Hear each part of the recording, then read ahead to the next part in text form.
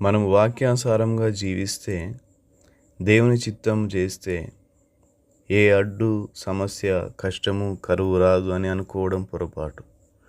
దేవుని చిత్తానుసారంగా జీవించిన యోసేపు ఉద్యోగం పోగొట్టుకున్నాడు, చెరసాల పాలయ్యాడు. దేవుని చిత్తానుసారంగా అభిషేకించబడిన దావీదు సౌలు చేత తరమబడ్డాడు. ప్రాణాలు గుప్పెట్లో పెట్టుకొని అరణ్యంలో సంచరించవలసి వచ్చింది. అబ్రహాము ఎక్కడైతే నివసిస్తున్నాడో అది దేవుడు ఏర్పాటు చేసిన స్థలమే అయినప్పటికీ ఆ స్థలంలో కరువు వచ్చింది. అదేవిధముగా ఇస్సాకు దేవుడు వాగ్దానం చేసిన స్థలములో దేవుని చిత్త ప్రకారమే జీవిస్తున్నప్పటికీ ఆ స్థలంలో కరువు వచ్చింది. జాగ్రత్తగా గమనిస్తే అబ్రహాము, ఇస్సాకు ఇద్దరు కూడా ఉండవలసిన స్థలంలో ఉన్నప్పటికీ కరువు వచ్చింది.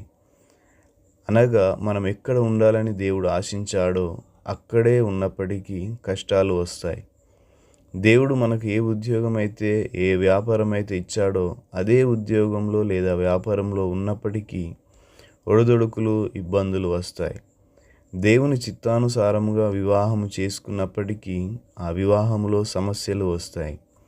బబులోను దేశంలో నెబుకద్నెజరు ప్రతిమను నిలవబెట్టి దానికి మొక్కకపోతే అగ్నిగుండంలో పడవేస్తామని ఆజ్ఞాపిస్తే ముగ్గురు యవనస్తులు షడ్రక్, మెషక్, అబేద్నెగో జీవము కలిగిన దేవుని ఎదుట తప్ప మనిషి ఏర్పాటు చేసిన విగ్రహం ఎదుట మోకరిల్లమని, ఇది మా దేవుని చిత్తానికి వ్యతిరేకమని చెప్పి దేవుని చిత్తము చేస్తే వారిని తీసుకువెళ్ళి అగ్నిగుండంలో పడవేశారు.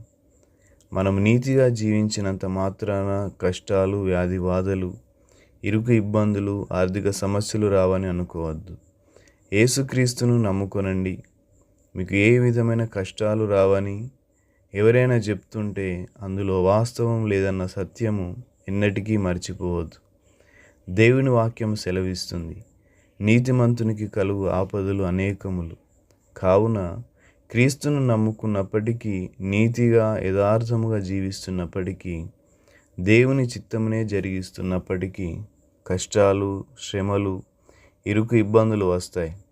కానీ వీటన్నిటి మధ్య ప్రశాంతతను కోల్పోకుండా, నోరు జారకుండా, దేవుని నిందించకుండా, చుట్టూ ఉన్న వారిని వేధించకుండా, బాధించకుండా ఆ సమస్యను, శ్రమను తీసుకువచ్చి ప్రభువుకు అప్పగించి, నా దేవుడు ఈ శ్రమ నుంచి విడిపించడానికి సమర్థుడని విశ్వసించి ముందుకు సాగినట్లయితే దేవుడు త్వరలోనే మహా అద్భుతాన్ని మీకు చూపిస్తాడనుటలో ఏ విధమైన సందేహం లేదు. యోసేపును అన్యాయముగా చెరసాల పాలు చేసినప్పటికీ, ముగ్గురు యవనస్తులను అగ్నిగుండంలో వేసినప్పటికీ వారు కోపానికి, ద్వేషానికి చోటు ఇవ్వకుండా దేవునికి ఆ శ్రమను అప్పగించారు. యోసేపు దేవుని చిత్త ప్రకారము పరిశుద్ధతను కాపాడుకున్నందుకు అన్యాయముగా చెరసాలలో వేయబడినప్పుడు దేవుడు యోసేపును విడిచిపెట్టలేదు, కానీ ఆ శ్రమల నుండి విడిపించి దేశానికి ప్రధానమంత్రిని చేశాడు. దేవుని చిత్తంలో శ్రమ గుండా వెళితే అది మనకు ఆశీర్వాదాన్ని తీసుకువస్తుంది. విగ్రహమునకు మ్రొక్కని ముగ్గురు యవనస్తులను అగ్నిగుండంలో పడవేస్తే దేవుడు అద్భుత రీతిలో వారిని ఆ అగ్నిగుండం నుంచి తప్పించి ఉన్నత స్థానంలో ఉంచాడు. దేవుని చిత్తంలో శ్రమలు వస్తాయి. వాటిని మనం ధైర్యంగా ఎదుర్కొనగలిగితే దేవుడు ఉన్నతమైన స్థితికి మనలను తీసుకొని వెళ్తాడు. దానియేలు ప్రార్థన జీవితం కాపాడుకునే క్రమంలో, ప్రక్రియలో అన్యాయముగా సింహాల బోనులో వేయబడితే దేవుడు సింహాల నోటిని మూసివేసి దానియేలును కాపాడి రాజు తర్వాత దేశానికి అతి ప్రధానమైన వ్యక్తిగా చేశాడు. దేవుని చిత్తము చేసినప్పటికీ మనకు శ్రమలు వస్తాయి, కానీ ఆ శ్రమ మనలను సిగ్గుపరచదు.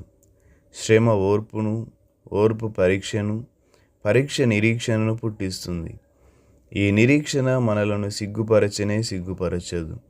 శ్రమ ఓర్పును, ఓర్పు పరీక్షను, పరీక్ష నిరీక్షణను కలుగజేయనని ఎరిగి శ్రమల యందును అతిశయపడుదుము. రోమా 5:3-4. Thank you. God bless you.